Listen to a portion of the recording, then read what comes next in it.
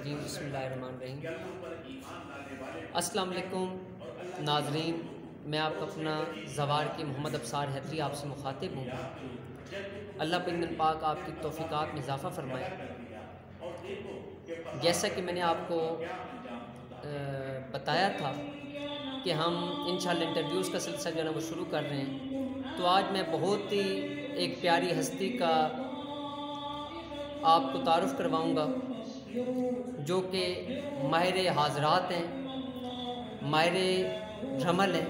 इल्म रमल पे माशाअल्लाह उनकी बहुत ज़्यादा ग्रिप है, जो हर अमल के अंदर एक अपना अलहदा मकाम रखते हैं।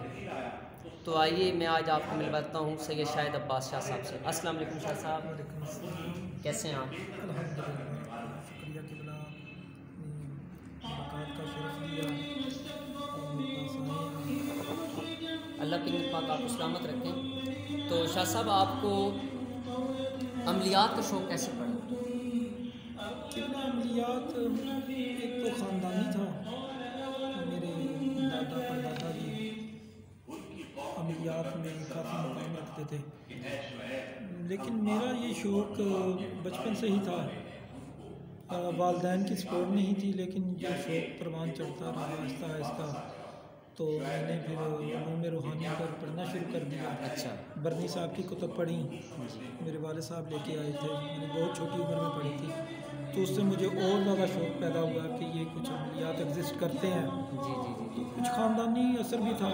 जी, क्योंकि सादात का एक वर्षा है ये चीज़। तो इल्म जो है ना वो मोहम्मद वाली मोहम्मद के घराने से इल्म की तो बरांचें निकलती हैं। बेशक।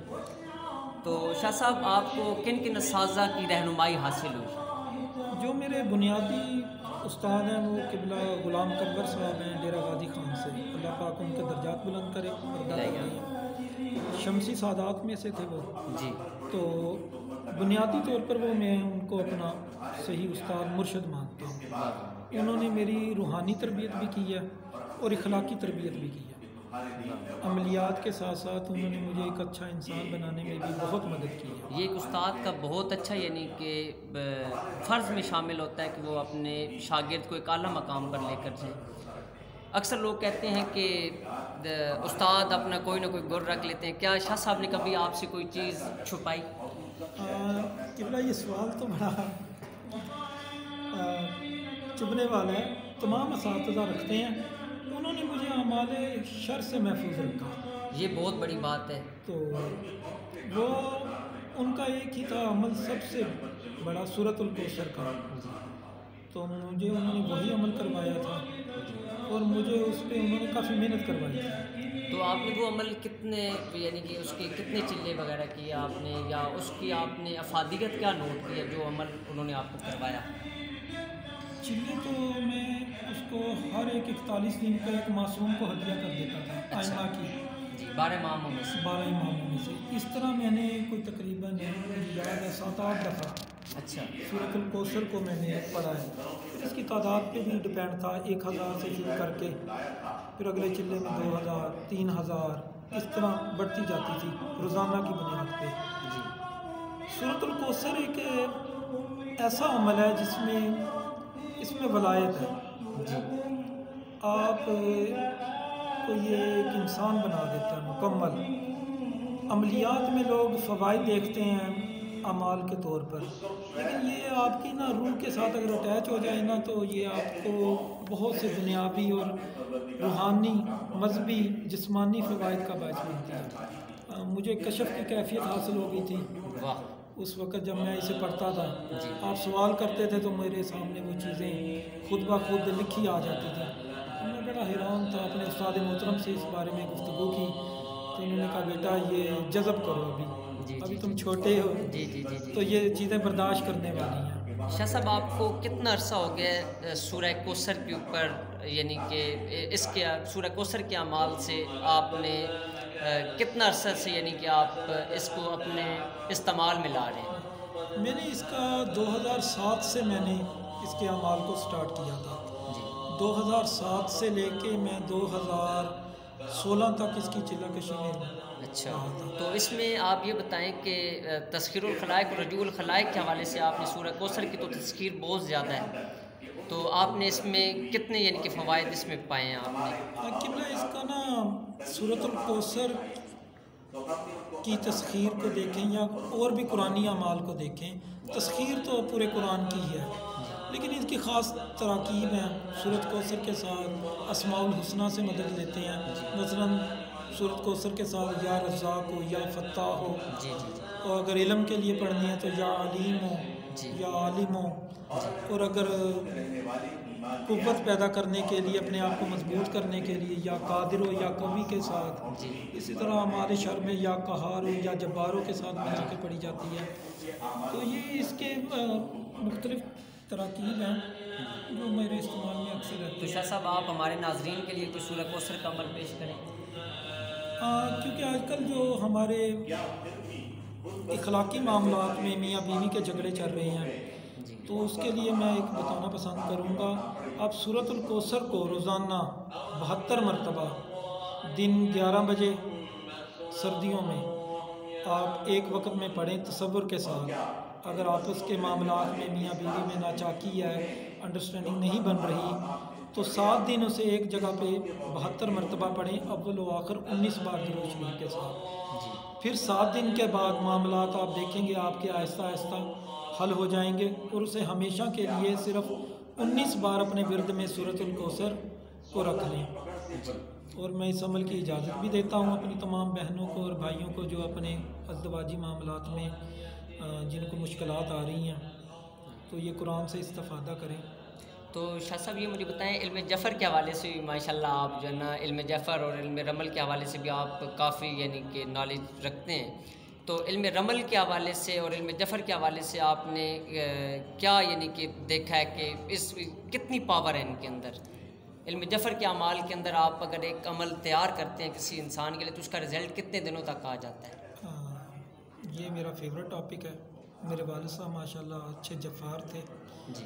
तो आज सिलसिला आसार में उनको बड़ी गिरफ्त थी, और अखबार में तो माशाल्लाह वो पूरे प्राइस बॉन्ड का नंबर निकाल के टेबल पे रख देते थे, ये इस दफ़ा लग जाता। वाह वाह वाह। तो जफ़र के अमाल ही असल में अमलियात हैं बुनियादी तौर पर, तो मैं इन्हीं का ही आमिल हूँ। जी। और इल्म रमल से आपने तशख़ीस को कितना बेहतरीन पाया कि वो कहाँ तक कामयाब है? कशफ के अलावा जो आपकी कशफी कुव्वत है, उसके अलावा मैंने तमाम उलूम पर रमल को हावी देखा। वाह। अगर आपके पास कशफ है ना जी, उसके बाद रमल का मुकाम है। रमल आपकी ज़िंदगी का मुकम्मल अहाता करती है, तशख़ीस में, मामलात में, ये पूरे के पूरे मामलात को आपको ना। शाह साहब ये क्या वजह है कि इल्म रमल के माहिरीन की कमी पाई जाती है? किबला इसकी वजह एक तो था कि मैं आर नहीं महसूस करता, इसमें एक बुखल का काम है जी। और दूसरा हमारे रोज़गार का मसला है।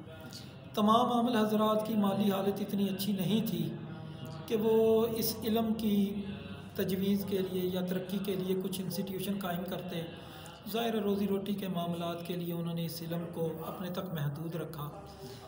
जैसा कि हमारे दौर के आबद जाफरी साहब, अल्लाह पाक उनके जी, बहुत हमारे इलाके के बहुत बड़ा नाम थे, पाकिस्तान का बहुत बड़ा नाम जी, था। यही बात है। तो उनकी भी मेरे पे शफ़क़त रही है। और किबला आप तो माशाल्लाह मेरे हर अमल में, हर जगह पे, हर लाइन पे मैंने आपसे ही इस्तिफ़ादा किया है। अल्लाह पाक आपको सलामत रखें। तो ये आपका बड़ा पन है। नहीं, आप उस्ताद हैं, ये तो नहीं ऐसी कोई बात। अच्छा शाह साहब, आपके हरूफ सवामित के हवाले से लोग कहते हैं कि इसकी रिज्जत बहुत ज़्यादा होती है इंसान को, तो क्या ये हरूफ की रिज्जत है या इंसान के अंदर अपनी कोई कमी पाई जाती है? किबला हरूफ की जो रिज्जत का मामला, वो बेसिकली रिज्जत नहीं है जी, वो हरूफ की ताकत है जो आमिल को शो कर रही होती है जी, और आमिल के कंट्रोल में नहीं होती जी, जिसे वो परेशान होकर देख रहा होता है कि ये मेरे साथ क्या हो रहा है मामला। उसे वो अगर कुव्वत पे ऊपर वो तसर्रुफ़ हासिल कर ले जी, तो यही मलका है कि हरूफ की कुव्वत को अगर वो तसर्रुफ़ में रख ले तो फिर रिज्जत नहीं वो लगती।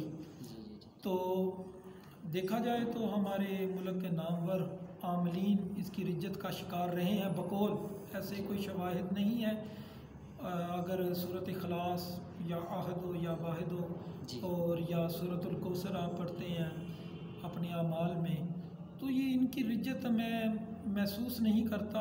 अमाल शर का आप करते हैं, नाजायज़ करते हैं, तो उसको आप कह सकते हैं कि अमल रिज्जत का शिकार है, क्योंकि शर तो फिर है ही रिज्जत का नाम। जी, यही बात। आप नाजायज़ जब काम करते हैं तो फिर बंदा कहता है कि मैं रिज्जत का शिकार हो गया, तो शर तो है ही नाम रिज्जत का है। अगर वो बुरे काम करेंगे तो रिज्जत का शिकार रहेंगे। अगर आप अमाल खैर में अमाल शिफा के लिए इस्तेमाल करते हैं तो मेरा नहीं ख्याल कि रिज्जत होती है। ये अमाल शर में इस्तेमाल करने की वजह से रिज्जत का शिकार होते हैं। शाह साहब, अल्लाह पाक आपको सलामत रखें। हमारे नाजरीन के लिए कोई अपना पैगाम रिकॉर्ड करवाना चाहें? एक तो कोरोना के हवाले से पैगाम है, जहाँ भी रहें महफूज रहें, और क्योंकि ये आलमी वबा है, हमें एहतियात करनी चाहिए इस मामले में। खुद भी महफूज रहें और दूसरों को भी महफूज रखें, आसानियाँ तकसीम करें और आसानियाँ पैदा करने की कोशिश करें। शाह साहब बहुत शुक्रिया, अल्लाह पाक पाक आपको सलामत रखें। नाजरीन, आज हम भुलवाल में सैयद शाहिद अब्बास शाह साहब के साथ आपको मिलवा चुके हैं। इंशाअल्लाह बहुत जल्दी हम एक बहुत ही प्यारी हस्ती के साथ आपको मिलवाएंगे और इंशाअल्लाह आप हमारा इंतज़ार रखिएगा। तमाम दोस्तों से ये गुजारिश है कि आप हमारे चैनल को सब्सक्राइब भी कर लें, लाइक भी कर लें और शेयर भी कर लें। अपनी दुआओं में याद रखिएगा और अपने कमेंट्स के साथ हमें नवाजते रहें। आपका अपना ज़वार की मोहम्मद अब्तार है, तोफ़ा इस्लाम जी की मदद।